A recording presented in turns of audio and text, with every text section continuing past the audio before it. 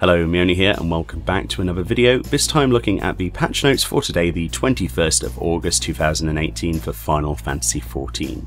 So there's a lot of changes to Forbidden Land of Eureka Pagos, and this is the first of many patches. Presumably, they've promised to be looking at and tweaking Eureka Pagos over the next few weeks. So the experience points gained from defeating notorious monsters has been increased, quite drastically if any of the images on Reddit today have been posted or anything to go by. The number of monsters required to be defeated in order for a notorious monster to appear has also been lowered. This is in part in reaction to feedback that Square Enix got, where people essentially, in other words, asked for the Fate Train to return, giving people another way of actually leveling inside Pagos rather than just grinding mobs. There was also a few issues with the actual chaining of mobs, which we'll look at further in this. Apparently they've also made some changes to the deep dungeons.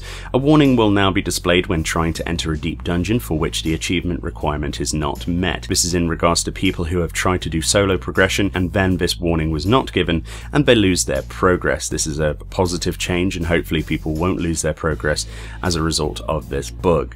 The following change has been made to the Great Hunt Extreme, which is obviously Rathalos Extreme. Players were receiving penalties for abandoning a duty when meeting unintended conditions. Normally, only the first player to leave an instance would receive a penalty. However, when the remaining players also abandon the duty when the party is recruiting members, they were still considered the first player to leave the instance and would receive a penalty. As the timing for this to occur was very tight, it had gone undetected until now. We were able to confirm this issue as it became more apparent with the introduction of the Great Hunt Extreme, where the duty fails if players are incapacitated a total of 3 times.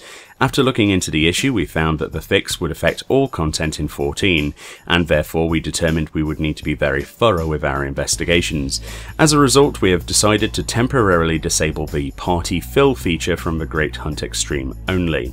We are planning to re-enable the feature in the future when the issue has been addressed. We apologise further for the inconvenience this will cause. And also there's a few other Pagos changes. Elemental experience points would not be obtained if a monster was defeated by a pet's attack, and the Withered Sanchini's Fluid Strike ability would be cancelled whilst casting. The monster Pagos Anubis was resistant to the sleep status.